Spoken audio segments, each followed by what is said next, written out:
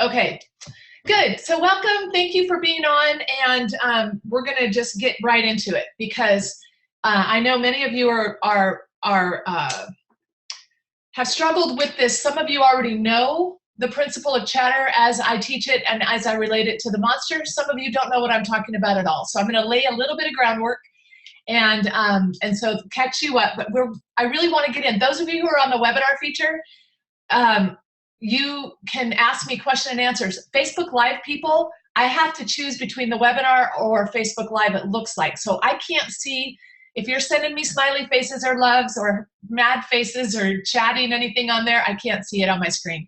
So I'll see it on the replay, I guess, and answer there. But the webinar people use the chat feature or the question and answer feature to, and we are going to have a couple of polls. Okay, so polls, as you know, are some of my fun things to do because you can answer a live question right now as it applies to you, and you're anonymous. Nobody knows. So if you're watching Facebook Live and you want to be on the webinar, just go to my timeline somewhere, and I've posted the live link to the webinar, and you can join and participate in the polls and that. So there you go. Okay, I'm going to open up chat so I can see that.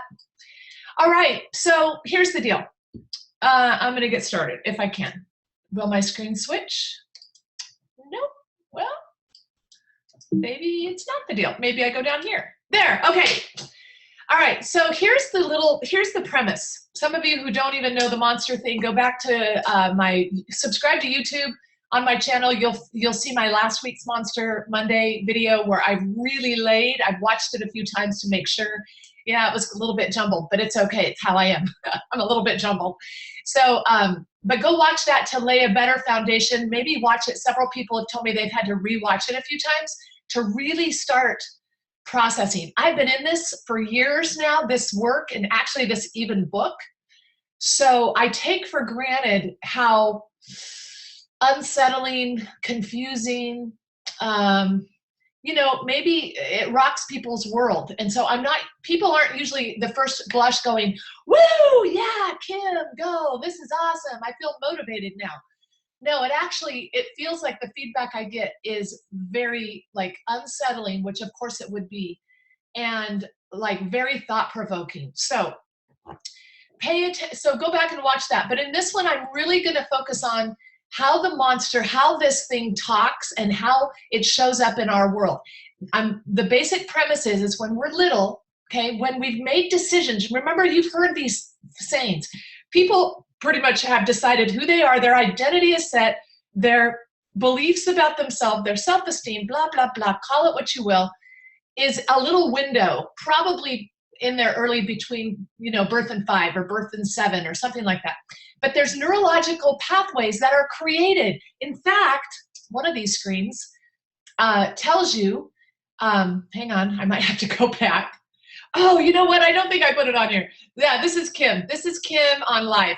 So, okay, there are millions of neurological connections that are made before the age of 5. In fact, millions per second. In certain ages are connecting. They're connecting. You can see in a little baby's eyes what they're watching, they're looking at you, but they have no logical connection. There's no logical part of their brain. So they can't make a decision based on reason. Have you ever tried reasoning with a 5-year-old? Yeah, it doesn't work. And as much as you love them and want them to understand why they should not, stand that close to the edge of a 100-foot cliff, or why they shouldn't, run out into the street. They don't understand. They just want to have fun. They just want to play. And they also want to be loved and accepted. So what happens is because there is some understanding about when you hold your baby or your infant or your child and you give them that love. Yeah, their oxytocin levels rise, the chemicals of their brain, and that does produce these neurological pathways. What also produces neurological pathways called emotion and thoughts are the things they don't logically understand. And they don't know how to process except through emotion. So when there's any perceived danger, it's innate in our brains. Again, you have to go back and watch the other video. subscribe to YouTube or get in my Facebook group, this monster group, and you can learn some more in there as well. But how this is laid down, this is not a character flaw. You are not broken. This is actually how your brain developed. And it is, and I'm not a brain, believe me, this is just from a layperson standpoint. If you are and I've actually read books by neuropsychologists and, all the brain people, and it fits. Like, I can't believe no one has really, that I've read, put this part of it together, that the decisions emotionally that we adopted about who we are and our acceptability, our ability to fit in our community, because that was as vital to our survival. Survival is the number one goal of living. Did you know that? Like, in our wiring, survival. And fear is innate in our brains. It runs into it, just like I need food, I need water, I need sex, I need to recreate, procreate, blah, blah, blah. Acceptance into your community, your social world, is vital for survival in the little kid's wiring, in all of our wiring. So when that was threatened, without any ability to logically go, well, wait, no, my mom's just trying to help me. Wait, my dad did that because my dad yelled at me or spanked me because they don't like me. Like, there's something wrong with me. I must not be okay. And that is the number one question you and I at this age asked. Am I okay? Am I okay? And the answer was a resounding no at various degrees. Some people that had really, their parents weren't driven by their monsters so much. Maybe their parents had, more understanding about things. But honestly, you guys, our parents did the best they could, and we've done the best we can with our monsters, with our understanding, none of us, this is never a question of intent. Okay, this is actually how our brain's wired. Okay, so that's kind of the premise. And these brain pathways have been laid down either from the original false belief, like I've also called it the lie. It's a lie that we adopted that became our truth. And then that has created this, okay, repetition, muscle memory, repetition. I suck. I'm not good enough. And then what that does is it creates the fear of not surviving, remember, is in our brain already. You're already wired with it. So the process is this. You have the instinctual fear of survival was triggered by, something's not right. Emotionally, logically, I have no way to understand it. But the minute I adopt it emotionally, it triggers your amygdala, which is the brain that is in full, that's the brain that does handle whether we survive or not. That brain is fully functioning pretty much at birth. And so it's wired to trigger, like it comes to life. When your fear has been triggered, like, amygdala comes to life. And its only message it can give you, because it's not connected to what triggered the fear.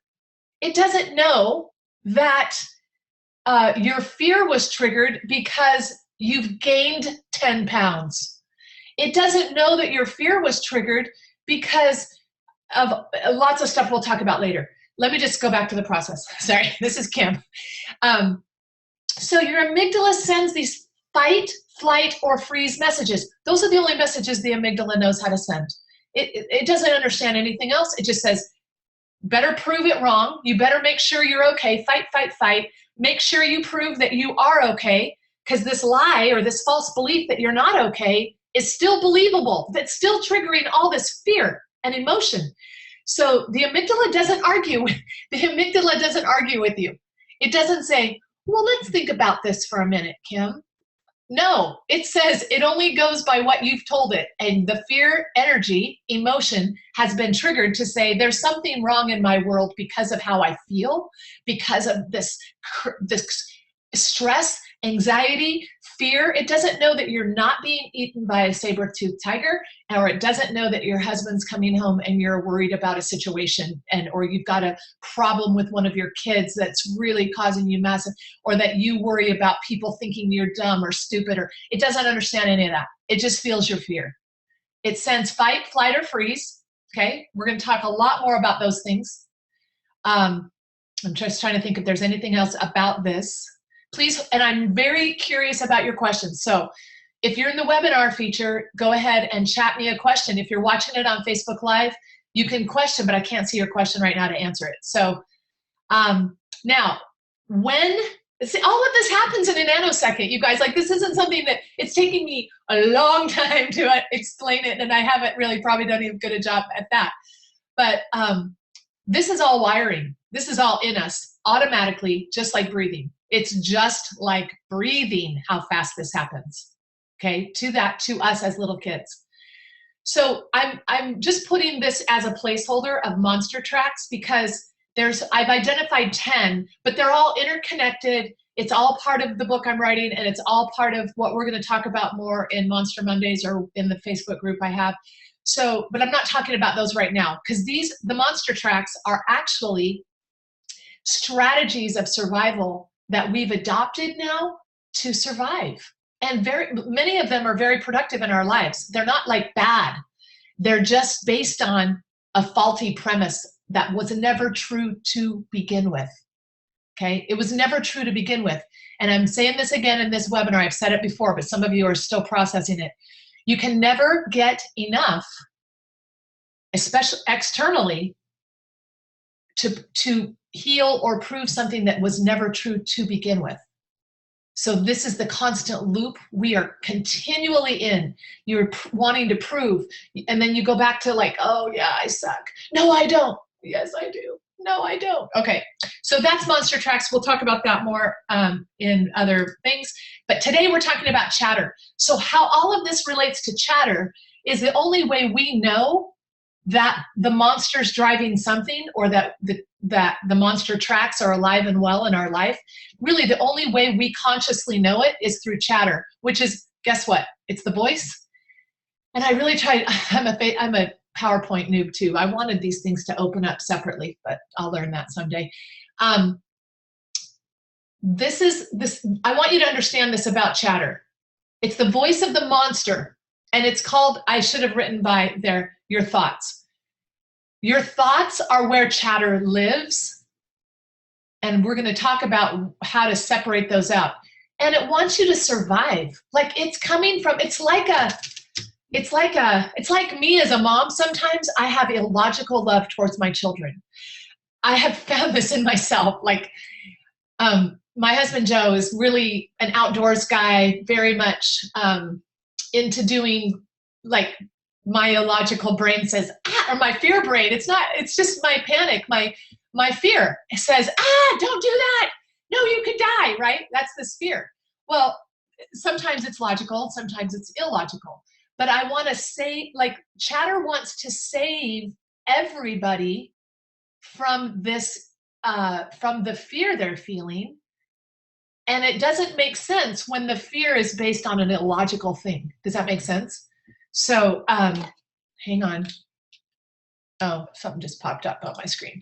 So that's why it's illogical. And you know it. You can hear sometimes when you're like, I don't know why I do that. Because your logical part of your brain, by the way, doesn't fully develop till in your mid-20s somewhere. So the logical part of your brain doesn't really, that's what I'm addressing the logical part of your brain in this whole work. Because you got to do this with your logical brain. What you don't realize, none of us realize if we're not aware, is that our 3-year-old, 5-year-old self is still calling the shots. Because it's the one, that's where we laid down these emotional pathways that have cemented our suckiness, our not worthiness, our not perfectness, and the need to be all of those things. That's who did it. So even right now when you're listening to this with the logical part of your brain, the monsters, your emotion is already feeling some anxiety about what I'm saying. Maybe. I don't have to be right about that, but I'm just saying, chances are good you got some like, oh crap. oh crap thoughts going on. That triggers something, which the chatter is going to start in with you. In fact, just for fun, while you're watching this, why don't you just start writing down some of these, what I call chatter thoughts, because we're going to learn to separate the chatter. We're going to start to learn to separate, believe me. It knows what we know, and it's learning right along with you every book you read, every seminar you go to, every class you take, every aha you have, it has it as well. And it just gets more sophisticated with you. Now, it's not your enemy, though. It's not your enemy. It will only trigger when it senses your emotion, when it senses you going to a fearful place. So it's like this loop, because the minute I'm triggered about something fearful, which is deep in my pathways of my brain, it's going to trigger the monster. It's going to trigger amygdala. It's going to trigger monster tracks. Chatter is going to start, get out of there. Don't do that. Don't do that. Don't listen to her. She doesn't know what she's talking about. Or it's going to say, wow, you need to just you're busy. Go clean your toilet right now. Whatever. Because it's going to just respond to you. If you would calm the heck down, we're going to talk about how to handle chatter, but it knows what you know, and it will always be with us. I love in Big Magic, the book by Liz Gilbert. She talks about chatter. She talks about it as fear, which of course they're very much the same or connected. And she says, Liz Gilbert wrote Big Magic. She also is the one that wrote Eat, Pray, Love. And I just resonate with so much of what she says. And in this part, I think about it all the time. She said, I realized to have my genius, okay, in which that word's going to snag so many of you. I know it because you don't think you're a genius. In order for you to experience your pure love place, okay, for you to create in a pure love place, which you're all here to do, by the way, you can't have that part without fear. You can't have that part. They go hand in hand. So what she discovered, and I love this visual, she said, because she's a writer, you know, and she said, I realized that for me to create anything, I will have fear with me. But she said, when I learned to navigate it and understand that it's my friend on some level, like it's trying to save me, it's my illogical, loving mother, I don't fight it. Like this whole thing about fighting fear, you can't fight it. There's no kicking it in the face. There's no overcoming it. All of those things sound good. Like maybe they moved you to a place of a better understanding for yourself for some reason. But this fighting distinction isn't, in fact, the more you fight or argue it, it's like arguing with a 5-year-old. You can't do it. Like can't do it. And in this case, it's going to actually, especially because your energy is going to be more prove. It's going to spark more fear, like I've got to prove it. The energy is I've got to prove it. Well, guess what that just does? It triggers your amygdala all the more to send another fight message. And the chatter's going to go, no, keep going. No, you can't. Yes, I can. No, I can't. Yes, I can't. Maybe this will resonate with some things that you've experienced in your life. You can't fight it. So love it.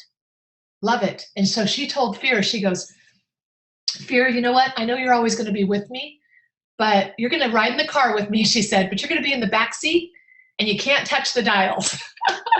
And I love that because it's my friend. I know once you understand what to do with it, we're going to end this webinar at the end of it with what to do with it. Let me look at my time.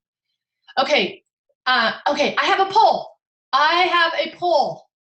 Let me launch this one. For those of you who are on the live webinar, you will see this question. Just answer it. You are not, no one knows who said what. They just, you're anonymous, okay?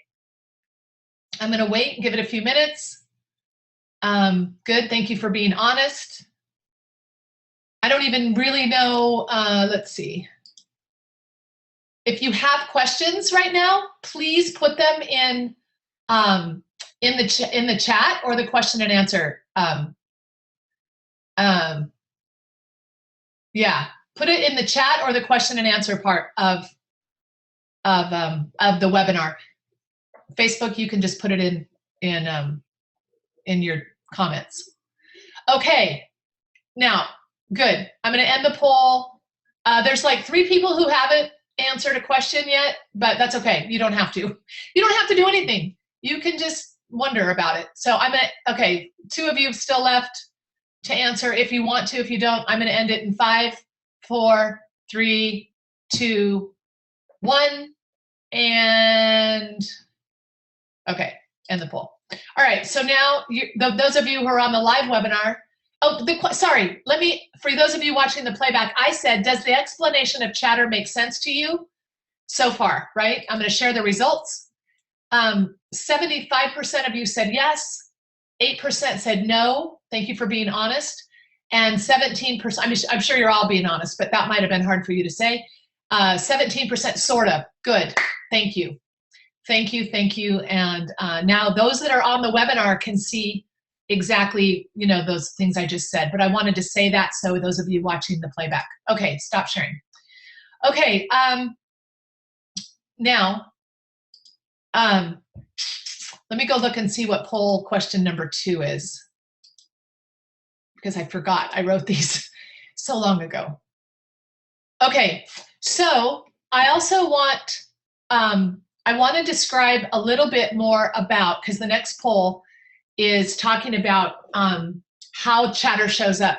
Remember, chatter comes from the message of the survival brain that has no connection to the logical brain. It only triggers from your emotion, okay? Emotion is what is your indicator of survival. Fear was given to us, and it's a precursor of death.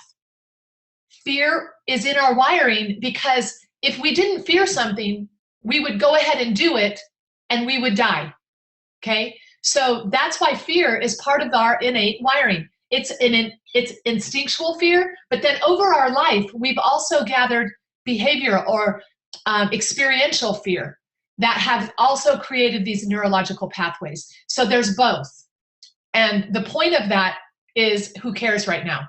They're both deep grooves in our thought, and they are both part of the driving that chatter uses. So I want you to understand the fight message that chatter will give you is based on, again, the false belief that you're not good enough, you're not worthy, you're not acceptable, you're not lovable unconditionally. Like all of those things we know now, we know that, those things with this brain.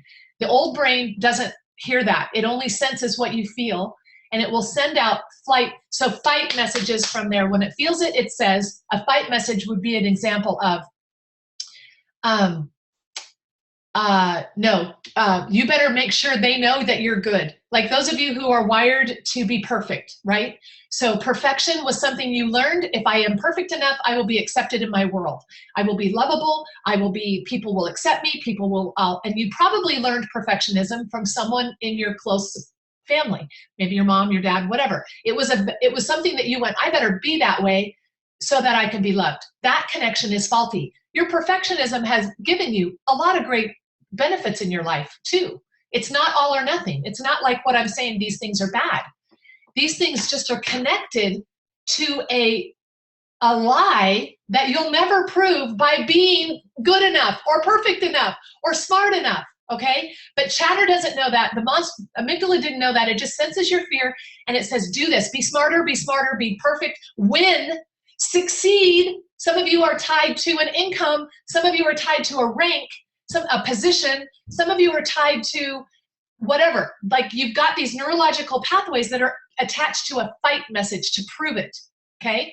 Then some of you, and these are all together. Some days I can feel proving energy. Some days I feel flight energy, which is, this was me yesterday, by the way, you guys, preparing for today. I'm just going to be totally on chatter. I'm riddled with chatter. Some days I'm great. Some weeks I'm great. I'm in full love mode, creation mode. And then yesterday, because I'm still writing this book, and chatter was just, Kim, you suck.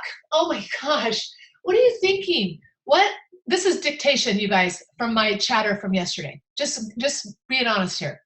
The chatter that riddled me, and I identified it, absolutely. I knew it was chatter. I just didn't get a grip on it soon enough. Well, that's a judgment. I let it be what it was. I let it be. I sat there in complete, okay, I know that's chatter.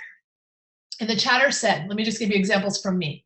The chatter said, what are you doing, Kim?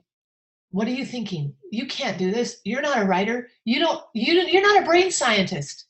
Who do you think you are? And these things have already been said by so many more people better than you to explain this. Or everyone's already heard about this, Kim. People are tired of you talking. Like, seriously, this was riddled in my thoughts yesterday.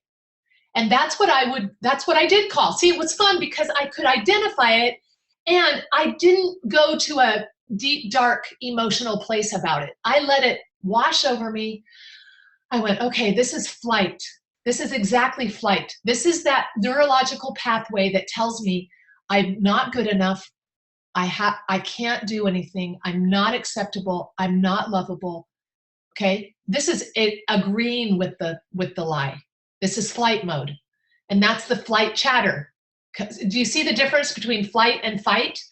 Okay, then by, I don't know, whatever time last night, I had quiet time. I had I use this part of my brain again. I'm laying new pathways down because I can identify it now. And that's, and freeze and flight in my experience yesterday was very similar. Like, I just roamed around. I scrolled Facebook for hours. Luckily I didn't have a whole lot of people in my world yesterday, so I could freeze and flight all I could to my heart's content until I was ready to just logically, do something different. So the next poll is regarding, do you notice flight, fight, or freeze? Okay. So those of you who are on the webinar, you can, do you notice these? Like, just off the top of your head, can you identify with what I've talked about in regards to how chatter shows up? Okay, do you understand the fight message? Do you understand the fight message? Or do you understand the freeze message? Or which one shows up for you? Maybe I only gave you a choice to answer one. Which one shows up the most for you if you had to choose? Okay, answer it that way, because I probably should have made you able to answer. Thank you. Okay, you guys are adjusting. Good job. Okay, so I'm going to end the poll just because I'm worried about time here. We got to keep moving. But I wanted to really have you understand. Get ready if you have questions, that's coming. And I really want to make sure that there's at least some level of clarity. I'm ending the poll, and then you guys can see. A lot of people, the share results, it's 50% resonate with the flight message, 30% with the freeze, and 20% with fight. Now, again, that wasn't a scientific poll. That was just for interesting, like where, oh, that's interesting. It wasn't a double-blind study. Okay, we're going to move on. So let me go see. It looks like, okay, I'm going to ask this question right now as well while I still have you guys on so I can address it in my last part of this. Launch the poll. What are the areas in your life, what area in your life has the biggest fear, apprehension, or stress? And you can only pick one of these. If you had to pick which area of your life has the biggest fear, apprehension, or stress associated with it, which area? The areas I'm showing on the poll for those watching replay is financial, physical, spiritual, mental, or other. If you say other, which no one has yet, tell me in chat or question and answer what other is for you.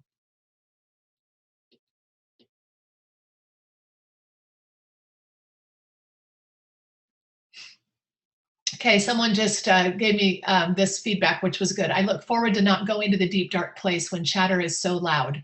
Thank you for being real. I see so much similarities with your experience yesterday. Okay, good. Good. You're not alone. That is definitely one of the messages here. Okay, so we have only a few more people. Financial, physical, spiritual, mental, or other. I'm going to end the poll in 5, 4, 3, 2, 1. Okay, it's funny how fast the answers come as I start giving the countdown clock. Okay, so the share results are the tied top two are financial and mental. Okay, very interesting. And then the other 3 are evenly split as well, physical, spiritual, and other. If you said other and feel like sharing what that is that doesn't fall under financial, physical, spiritual, or mental, I would love to hear what that is. Okay, so there's the results. And So financial is a huge thing. Thank you for being honest there. All right, so we're going to move to the next, maybe. Okay, so here's what we do. Here is the process of rewiring. Okay, it's rewiring, you guys. This is, again, one of the monster tracks is judgment. A huge monster track is judgment. And guess who we judge the most? Guess who we judge ourselves. You knew the answer, I could tell. We judge ourselves in fact, we do more damage with the judgment we put on ourselves for whatever we're judging about. The actual judgment does more damage to us. It is why it's a monster track, is because it's a way that we can be right, we can prove something, we can make sure that we stay within the guardrails or the lines of the road. It's our absolutes, right, wrong, good, bad, liberal, conservative. Like, that's a whole huge arena for monsters, isn't it? And we can talk about that someday. But here's what you do about it, just on the overview, okay? You're not going to get it right now. I can guarantee you, this is like a first blush for some of you, is identify. Like yesterday with me, as I started feeling anxiety about, first of all, I have quiet time every single day to just come from a hope of having my fear. It's new. The monster does not like anything. The monster likes status quo. Your amygdala likes status quo. You start doing anything outside of what you're supposed to do, coloring outside your lines, you'll trigger it. Okay, no matter what it is. So just go set a goal. You want to trigger it? Go set a goal. And you know how they say, set a goal that really scares you. Everything you want is outside your comfort zone. Yeah, well, this is why. Is because the minute you do that, you approach it, if there's an emotional response of, oh crap, or oh, I can't, that response, that emotional response, if there's any of that, you're going to trigger it, okay? And if you know what you're going to do, if you know what it is, that's a huge thing right there. It doesn't mean not to do it, but it means this is a huge piece for you. Identify it. So like yesterday, even though I was feeling it, I knew what it was. And I did number 2. Did I spell separate right? I separated it from my thought, because see, we are all wired to think what we think is true. But now when you identify that your thoughts were laid by a illogical, even insane 3-5-year-old you, okay, that's where your thoughts stemmed from. That's the decisions that were made about your abilities and about who you are and about who you better be and all that. So when you are able to start separating those things out and go, wait, chatter is telling me, that's why it's so important. Don't say, I had a conversation once with a coach on my team whose business had gone down a lot. See, those are numbers. She looked at the numbers and then chatter told her what the decision about herself was because of her numbers. Chatter said, you suck as a leader. Of course it's going to say that, because the little 3-year-old thought they sucked and weren't acceptable and weren't okay, so you better go prove it. Well, the numbers that she thought she was using to prove she was okay with fell short. And how that was wired in her brain waves, thus her thought was, because your business went down, you suck as a leader, which was a flight message, okay? Like, you suck, you know you do. And that's what she kept saying to me. And I go, do you hear the chatter? No, Kim, it's the truth. It's the truth. Why do you call it chatter? It's the truth. And I said, the interpretation feels very true. And the fact that your numbers went from there to there, that's data. That's true. But that's not what you're suffering with, because all businesses have that flux. Everybody has flux in numbers in business. But what you're suffering with isn't the flux in number. It's the flux, it's the trigger, the button that was pushed that you suck. This is where the separation of thought from chatter is so vital. Because when you interpret the data, okay, as something that convinces, proves, or one way or the other, this deep thing that you did as a 3-year-old, that's chatter. So chatter is going to say, because you feel this strong emotion, you've got this fear over this business and about your numbers and about all this stuff. There's anxiety and fear and get out, or stay in and keep showing up that you're right. You suck. So that chatter, dance of the monster in your head, that's how it feels. That's what you want to watch for. Separate out. Is that true? Or is my interpretation true? No. My interpretation doesn't have to be true. The numbers might be true. And you learn how to do this and appreciate it. Go, thank you. If you want to calm it down, you need to calm the heck down. Calm down. Love it. It's only there to protect you. Just like if you have, I don't even want to use that example. That'll push somebody's button. So it's an illogical, but loving. It wants to save you. It's there to save you. Appreciate it. Thank you. Liz Gilbert, sit in the back seat. I know you're going to be with me. Thank you for what I know you're trying to do. That in and of itself, you move to gratitude. What happens emotionally? What happens emotionally when you calm down and you stop fighting it? It calms down, okay? It calms down. And then learn how to renegotiate it. This is what we're going to really talk about with this part of your brain. This is what this webinar is attempting to do. I'm repositioning all of this hopefully in your head so that you can use this prefrontal cortex, which you have a gift of. The gift of, animals don't have it. Humans have it. And we developed it late, but and I wished it could come sooner, but that's not up to me. Don't ask why. It wasn't my plan here. But we have it now. And now what are you going to do with it? Are you going to let it be at the mercy of this hijacked 3-year-old that believes something that is completely running you today? Or can you renegotiate it? And that's basically the point of this whole thing, is how to renegotiate, how to identify, separate, appreciate, love it, shift to love, shift to compassion for it, which is you guys. It's an act of self-love. It's an act of that part of me I love. My little Kimmy, she did the best she could with what she had. I love her. I'm not going to believe it anymore. I'm not going to let it run my life anymore. But you got to love her. Love it. Love you. Okay? And then learn how to renegotiate. So I'm going to open it up. I see one question. If there's any other questions, please. Okay, the person who said other is not being accepted, which could be mental or spiritual. Okay. Yeah, not being accepted. Where does it show up for you? Like, what is your biggest area where you feel a drive to be accepted? That's in place to identify it. Okay. Are there any other questions? And again, if you are, I know you're processing this. Believe me, I get it. It's interesting and deep. And Chatter's going to say, "Oh, forget what she said. That was just baloney. Blah blah blah blah. Go do something else." But if it's really sticking with you and you want to,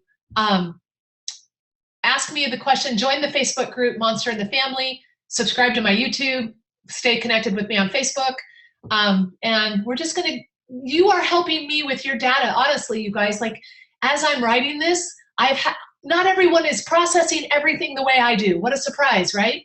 So your feedback, how you process, really helps me. It really helps me go, oh, there's another aspect. Oh, I hadn't thought about that. So thank you for being here. And this book, this is what Chatter's telling me too. It's a monster track. It's all or nothing. Like, I got to get everything right in this book or I shouldn't do it at all. That's why it's taken me 3 years to write this book, is because the monster track of all or nothing and Chatter has riddled me.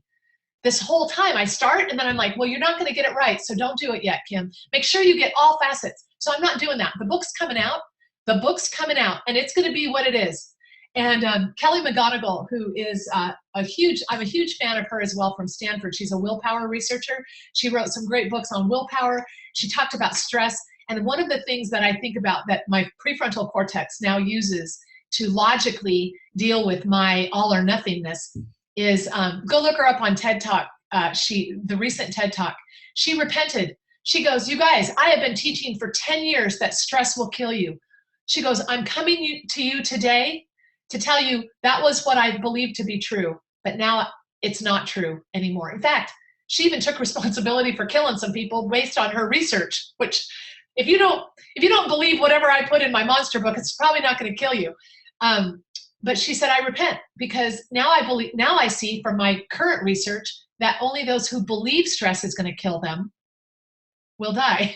If you believe stress will kill you, it will kill you. Those that don't believe it and reinterpret it, you guys, it's telling a new story about it. It's the same story about the person who interpreted the numbers as her.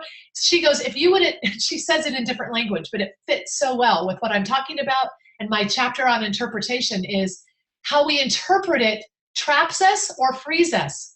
And she said, if you interpret stress as a killer, it'll kill you. But just like getting on a ride at Disneyland or some amusement park, you can have fear and excitement can show up the same physical senses, can't they? But how I interpret it, like I'm excited about that ride. That wouldn't be me, but I'm excited about that ride. Or holy crap, right? Excitement or holy crap. It's the interpretation that will either trap you or free you. And she said this about her stress findings. So I'm giving myself complete freedom to not get it completely right in this book. This is like a primer. This is my first shot at throwing these principles out. And believe me, there's more books coming. There's more work to do in the trenches with people, helping them see this, helping them be free. Oh, what needless pain we bear in our life because of these traps that we are self-induced, and we don't know they're self-induced. We believe them because we believe the chatter. So I hope this has been helpful. And yes, thank you for asking. I have a hard time calming down the chatter. Okay, yes, thinking will send chatter. Thinking is one of the biggest, you feel all noble people that say, oh, I have to think about it. What that really means is I'm going to go over there and be fearful about it. And the only thoughts that come to you when you're in a state of fear are your chatter thoughts that don't do it, or do it and prove it, or don't do it because you're going to show them how bad you are. So thank you for asking that question. So let me just tell you yesterday, because it's just such a new thing that I can recount to you, but it happens regularly in my world. Number one, I have to reinterpret, like what I just showed you. I reinterpret what the meaning of this book means for me. So whatever's causing chatter for you, you have a connection to an interpretation. Look there first. What's my interpretation about what I'm fearful about? And then ask yourself, is that true? Ask yourself, you're using this part, creating new pathways of investigation. Is that interpretation true? And really follow the rabbit hole down. If it's suspect or absolutely not true when you use your logical brain, then shift to gratitude for the chatter. Thank you. Because it just came because you got freaked out about it. Okay? That's what sparked it, was you. And so when you shift the interpretation, that will calm down whatever trigger that triggered in your old false belief, deep down lie thing. And then you go, thank you. Thank you. Shift to gratitude. Breathe. Honestly, on a physical level, like if you just want to calm the chatter down in general right now, in general, anytime, like yesterday, what I did, just do it with me right now. Breathe from your belly. Hold it.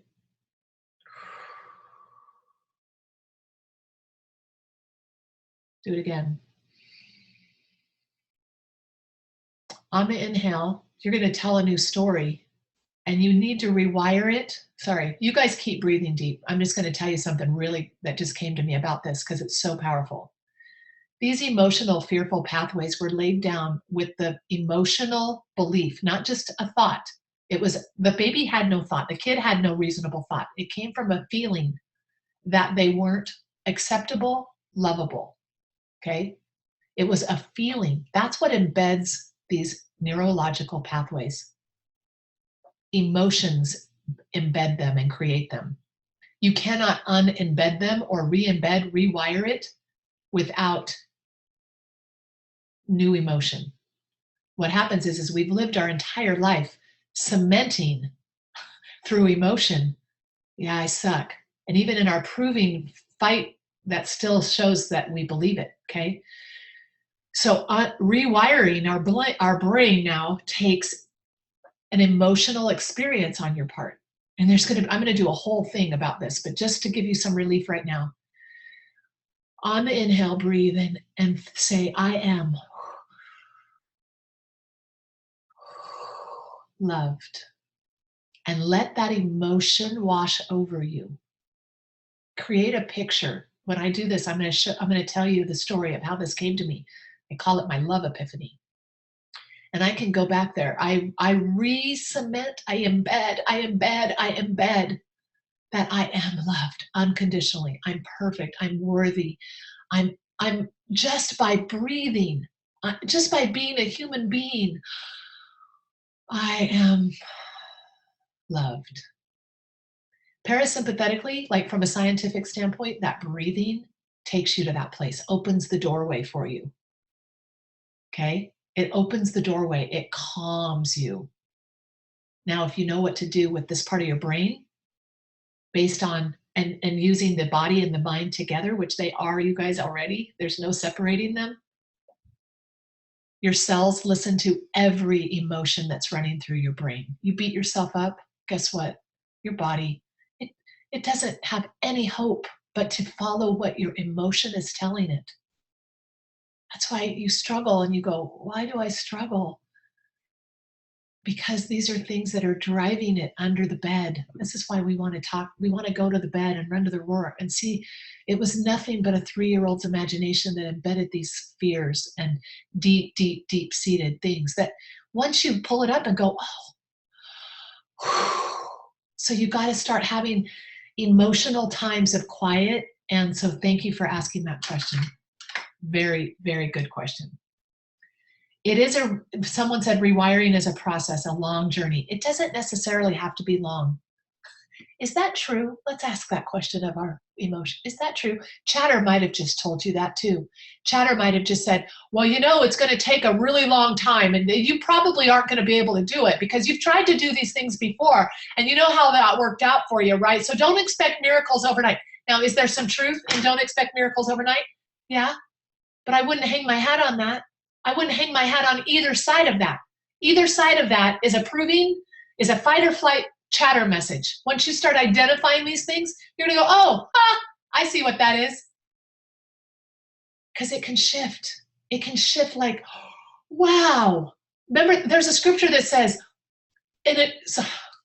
sorry, it's a paraphrase from me, but it's like things can change in a twinkling of an eye. Like, behold, all things become new. All things, boom, they're new. Because why? I start putting on different glasses. I see things differently now. I'm noticing things. We're going to talk a whole other thing about that. Okay. But thank you for saying these things because they let me reposition them. Use your brain like here and go, is that true?